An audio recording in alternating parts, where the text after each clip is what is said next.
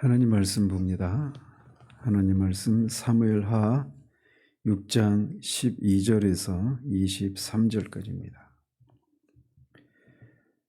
6장 12절에서 23절까지, 본문이 길어서 19절까지 같이 읽겠습니다. 어떤 사람이 다윗 왕에게 아뢰어 이르되 여호와께서 하나님의 괴로 말미암아 오베데돔의 집과 그의 모든 소유에 복을 주셨다 한지라. 다윗이 가서 하나님의 궤를 기쁨으로 메고 오베데돔의 집에서 다윗성으로 올라갈새 여호와의 궤를 맨 사람들이 6걸음을 가매 다윗이 소와 살진 송아지로 제사를 드리고 다윗이 여호와 앞에서 힘을 다하여 춤을 추는데 그때 다윗이 배 에봇을 입었더라. 다윗과 온 이스라엘 족속이 즐거이 환호하며 나팔을 불고 여호와의 궤를 메어오니라. 여호와의 궤가 다윗성으로 들어올 때 사울의 딸 미갈이 창으로 내다보다가 다윗 왕이 여호와 앞에서 뛰놀며 춤추는 것을 보고 심중에 그를 업신여기니라. 여호와의 궤를 메고 들어가서 다윗이 그것을 위하여 친 장막 가운데 그 준비한 자리에 그것을 두매 다윗이 번제와 화목제를 여호와 앞에 드리니라. 다윗이 번제와 화목제 드리기를 마치고 만군의 여호와의 이름으로 백성에게 축복하고 모든 백성 곧 온 이스라엘 무리에게 남녀를 막론하고 떡 한 개와 고기 한 조각과 건포도 떡 한 덩이씩 나누어 주매 모든 백성이 각기 집으로 돌아가니라. 아멘.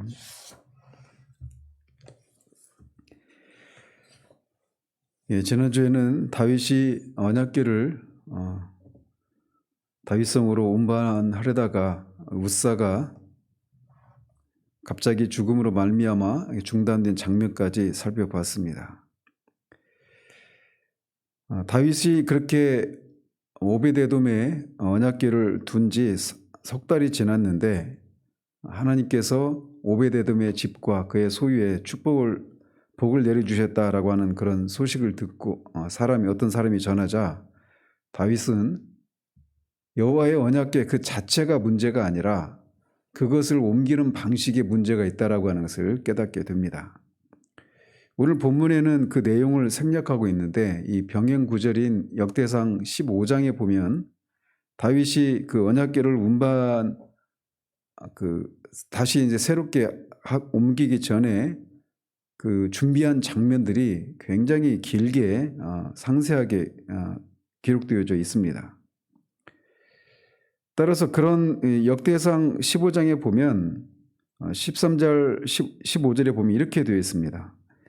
전에는 너희가 매지 아니하였으므로 우리 하나님 여호와께서 우리를 찢으셨으니 이는 우리가 규례대로 그에게 구하지 아니하였음이라 하니 이에 제사장들과 레위 사람들이 이스라엘 하나님 여호와의 궤를 메고 올라가려 하여 몸을 성결하게 하고 모세가 여호와의 말씀을 따라 명령한 대로 레위 자손이 제 하나님의 궤를 꿰어 어깨에 매니라.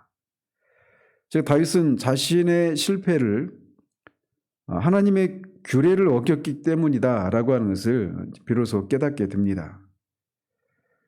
그러면서 그 언약궤를 운반하기 위해서 레위인들을 선발하고 그들을 성결하게 하는 작업을 하고 그들을 대동하고 이제 언약궤를 옮기려고 하는 것입니다. 다윗의 이런 모습에서 우리가 볼 수 있는 것은 우리가 때로는 하나님을 섬기기 위한 선한 동기로 그렇게 하나님의 일을 함에도 불구하고 어떤 이유로든지 하나님 앞에서 우리가 그 일을 하나님이 기뻐하시지 않는 그런 상황이 벌어질 수가 있습니다. 그럴 때 우리가 쉽게 낙심하고 심지어는 하나님을 향해서 우리의 마음이 토라져서 더 이상 하나님을 기쁘시게 해드리려고 하는 그런 시도를 하지 않으려고 하는 그런 마음이 있을 수 있습니다. 그러나 다윗은 이 실패를 보면서 우리가 그 역대상 15장에 보면 여호와께서 찢으신 사람은 웃사 한 사람이지 않습니까? 그런데 우리 하나님 여호와께서 우리를 찢으셨으니 이렇게 말을 하고 있습니다. 웃사가 죽은 그 일이 그냥 웃사 한 사람의 잘못만이 아니라 그 다윗과 그 3만 명의 그 이스라엘 군대가 백성이 다 언약궤를 매기 위해서 이렇게 동원되었었는데 그 실패를 단지 그냥 우스 한 개인의 실패가 아니라 여호와의 말씀을 여호와의 규례를 모르고 행한 우리 전체의 문제다. 이런 인식을 가지고 자신의 잘못을 정직하게 하나님 앞에 인정하고 다시금 이 하나님의 언약궤로 옮기려고 하는 이 시도를 하고 있는 것입니다. 그래서 이렇게 하나님의 뜻을 행하려고 하다가 그 일이 좌절되고 했을 때 우리가 낭망하고 그 일을 포기해버리는 것이 아니라 하나님이 주신 소망을 쫓아서 우리의 어떤 잘못 때문이라면 그것을 하나님이 깨닫게 해주시기를 구하면서 또 다시금 이렇게 하나님을 기쁘시게 해드리려고 하는 그런 일을 해야 된다라고 하는 것을 여기서도 우리가 볼 수가 있습니다. 자, 이번에 이렇게 이 레위 사람들로 하여금 언약궤를 어깨에 매게 하고 6걸음을 옮깁니다. 6걸음을 옮기자 아무런 일도 일어나지 않자 다윗은 이제 하나님께서 이 언약궤를 옮겨도 된다라고 하는 허락을 내리신 것으로 알고 제사를 드립니다. 그리고 다윗과 온 이스라엘이 기뻐하면서 특히 다윗은 배에 에봇을 입은 채로 춤을 추며 그 언약궤 앞에서 이렇게 춤을 추며 이렇게 걸어가기 시작을 합니다. 이 장면을 보면서 어떤 사람들은 예배 때 다윗이 이렇게 춤을 추었으니 우리도 찬양과 예배를 할 때 이렇게 춤을 춰야 된다. 이렇게 강변하는 사람들도 있는데 우리가 보다시피 이것은 예배 때 했던 일이 아닙니다.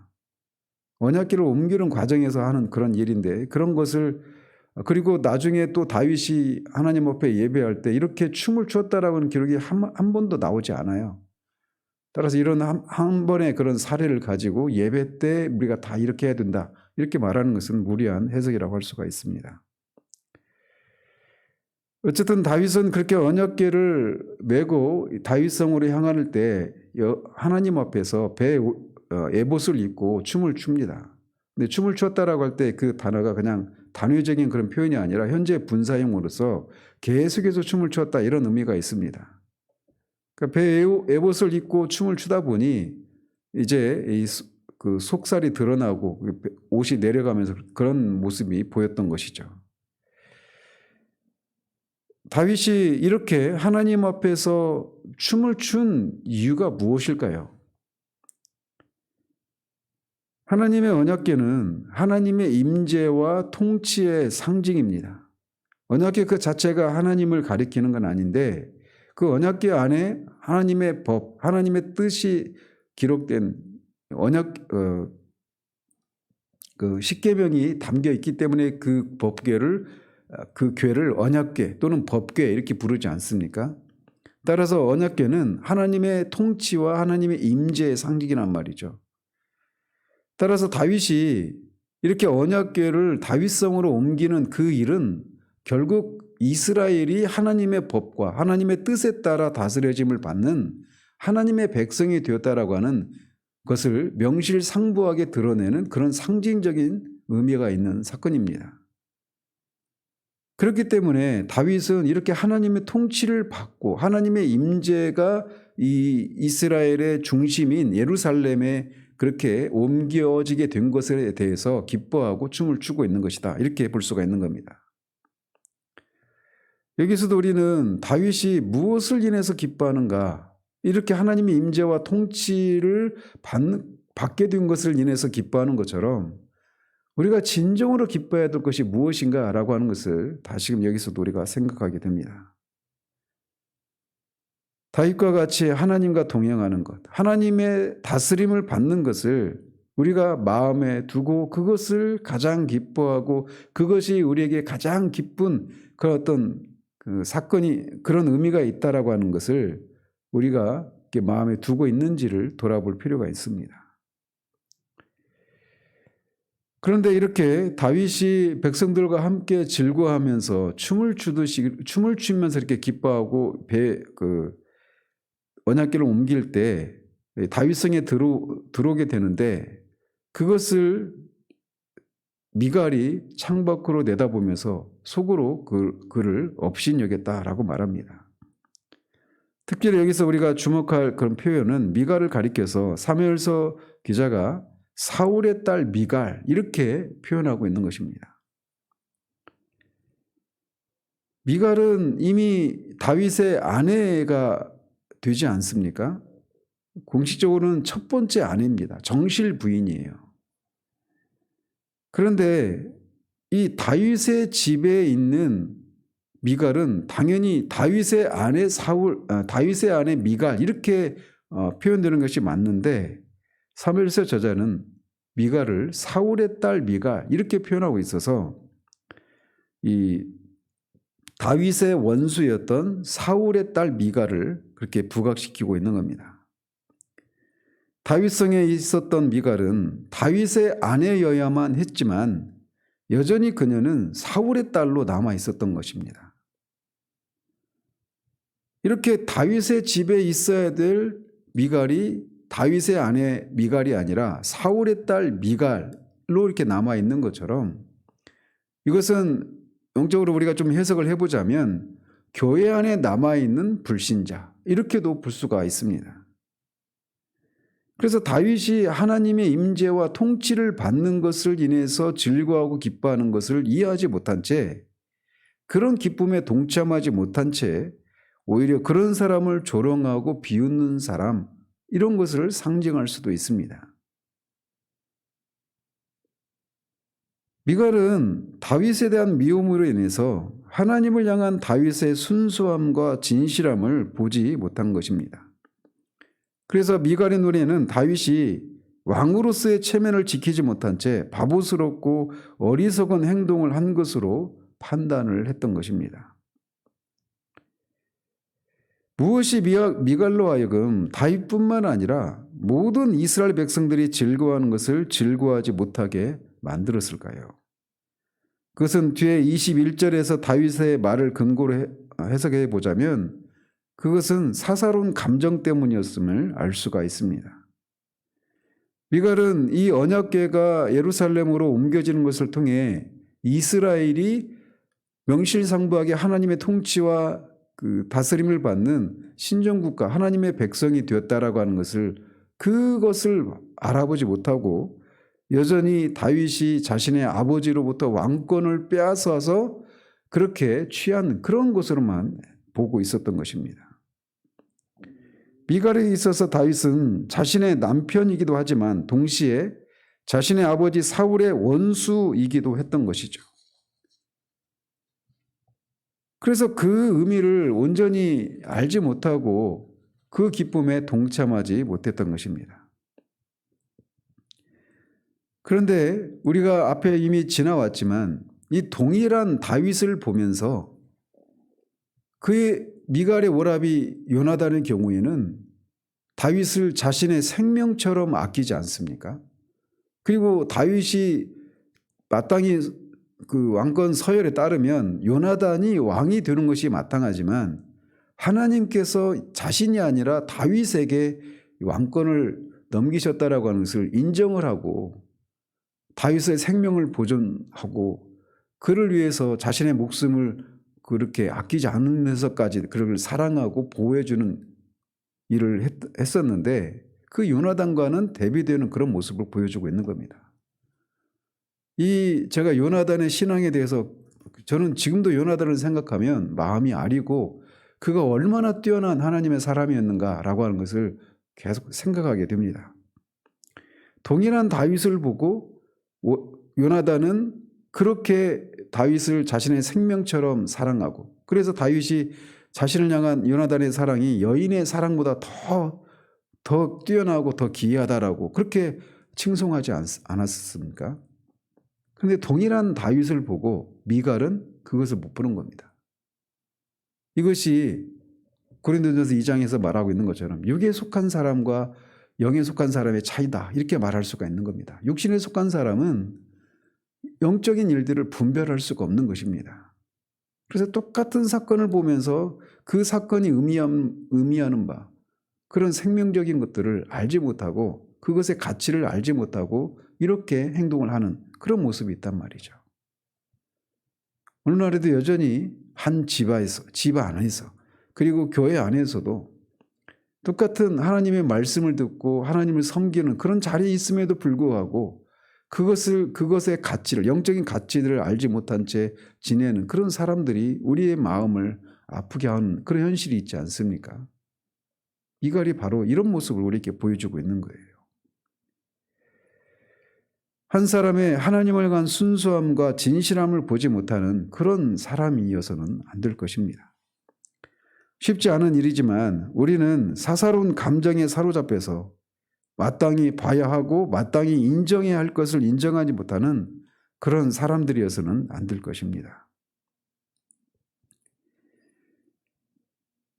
이렇게 다윗성으로 들어와서 다윗은 그 언약궤를 자신이 마련한 그 장소에 안치를 하고 백성들 거기서 하나님께 번제와 화목제를 드리고 백성들을 축복하고 그들에게 떡과 건포도 떡과 이런 고기와 이런 것을 나눠주고 백성들을 돌려보냅니다.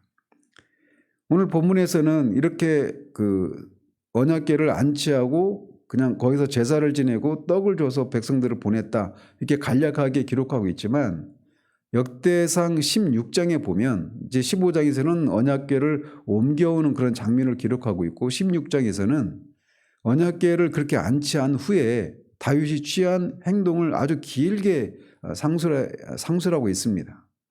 거기에 보면 다윗이 그 언약궤를 안치하고 거기서 제사를 드렸을 뿐만 아니라 그 언약궤를 중심으로 이제 그 레위파 사람들을 중심으로 찬양대와 또 그 연주하는 사람들, 그렇게 사람들을 배치하고 그들에게 하나님을 섬기는 그런 예법들을 가르치는 일들을 합니다.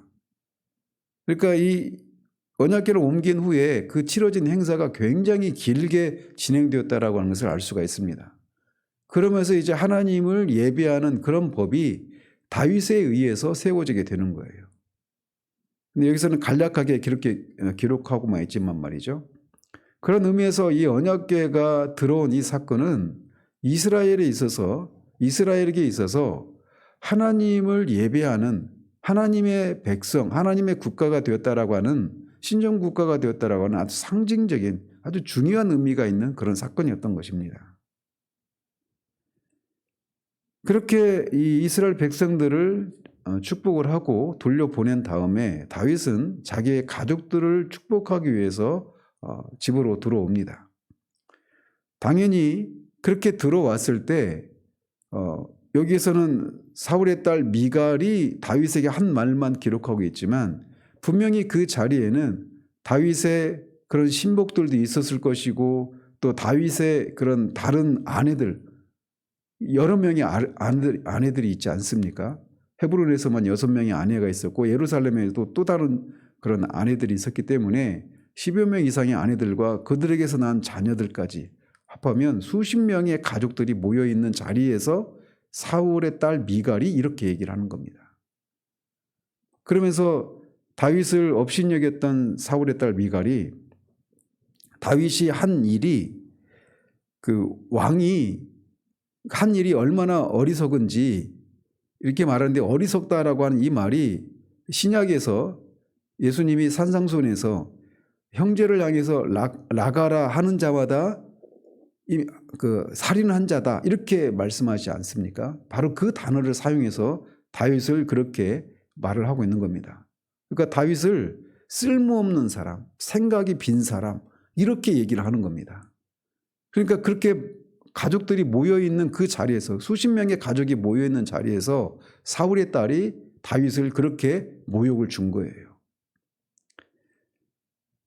그러면서 이 왕이 그 한 것이 얼마나 어리석은 행동인지 그 시녀들조차도 다윗을 그렇게 업신여길 것이다 이렇게 비아냥을 대고 있는 겁니다. 따라서 사울의 딸 미갈이 한 이 말은 그 상황을 생각해 볼 때 굉장히 다윗을 업신여기고 모욕을 준 사건이다라고 할 수가 있는 것이죠. 이런 말을 들은 다윗은 미갈에게 자신의 행동이 여호와 앞에서 한 행동이라고 말을 합니다. 즉 다윗은 미갈이 가지고 있는 생각, 즉 다윗이 사울에게서 왕권을 탈취한 것이 아니라 여호와께서 사울을 버리고 자신을 택한 것이라고 대답을 하고 있는 거예요. 그래서 이 다윗은 미갈이 그런 자신을 모욕하는 말을 한 그 배경에 다윗이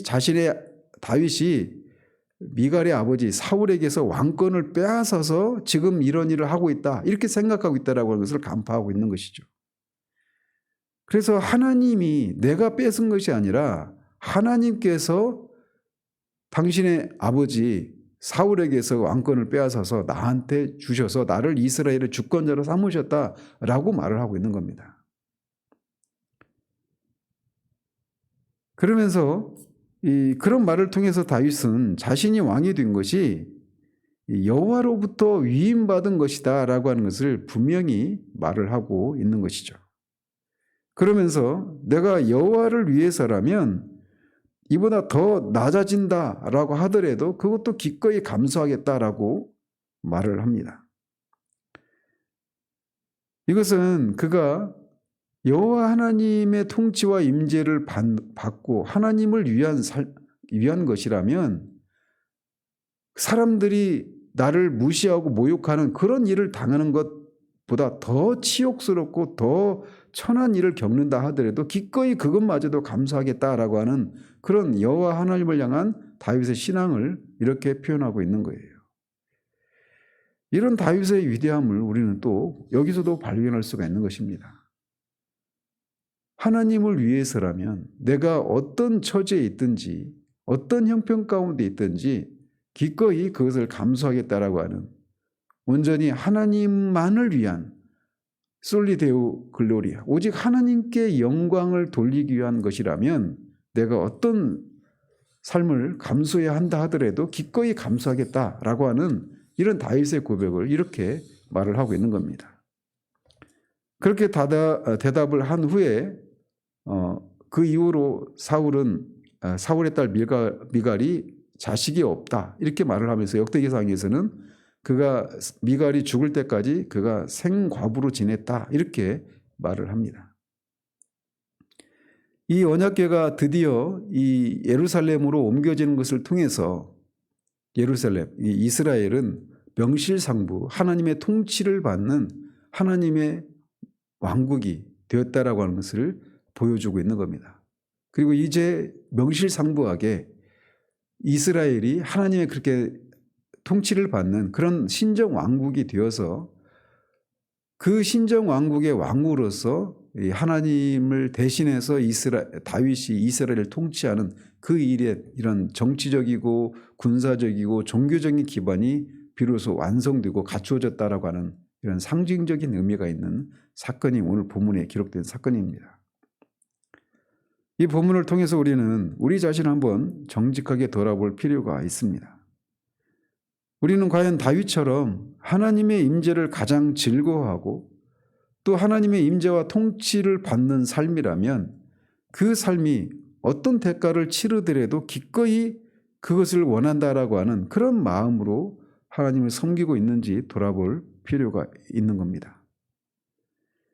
또 우리가 다른 사람이 하나님을 향해서 가지고 있는 그런 순수하고 진실한 행동들을 어떤 사사로운 감정이나 또 영적으로 무감각하고 둔해서 그 사람이 왜 그것을 즐거워하고 기뻐하고 감사하는지 그것을 몰라보는, 그래서 그저 인간적으로만 육신적으로만 생각하는 그런 영적인 무감각한 상태 가운데 있지는 않은지 돌아볼 수 있는 우리들 되기를 바랍니다. 오히려 우리는 다른 사람이 그런 하나님을 향한 순수함을 알아보고 우리도 그들이 누리는 그것을 누리기를 원하는 그런 마음이 우리를 사로잡아야 할 것입니다.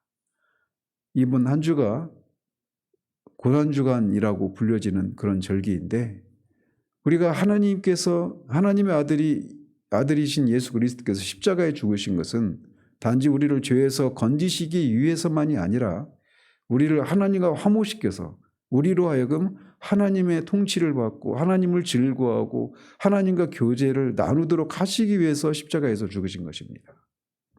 그러므로 우리가 이 한 주간을 지나면서 다시금 그리스도께서 우리에게 주시고자 하셨던 궁극적인 하나님과의 교제, 거기에서 나오는 그런 기쁨, 이것이 우리 가운데 다시금 새롭게 되어지고 충만하게 되어지는 그런 은혜가 있기를 주님 이름으로 축원드립니다.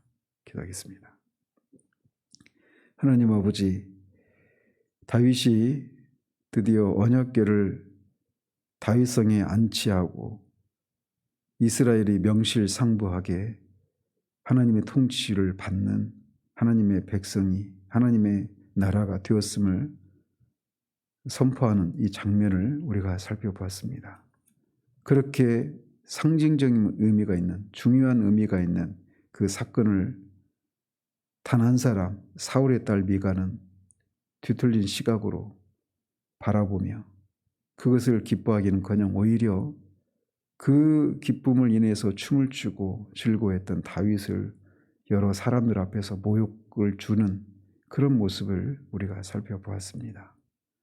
하나님, 우리도 영적인 그런 무지와 또는 무감각함을 인해서 하나님을 향한 순수한 마음으로 하나님의 통치와 임재를 받는 것을 인해 기뻐하고 즐거워하는 그런 사람들을, 그 사람들의 기쁨을 알아보지 못한 채 오히려 시기하고 뒤틀린 시각으로 바라보는 그런 사울의 딸 미갈과 같은 사람들 되지 않기를 원합니다.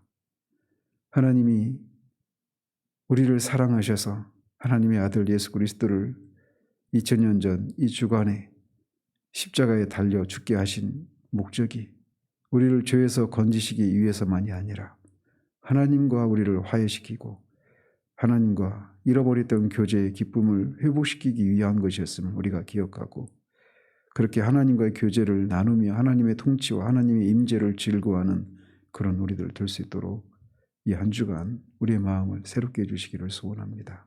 예수 그리스도 이름으로 기도합니다. 아멘.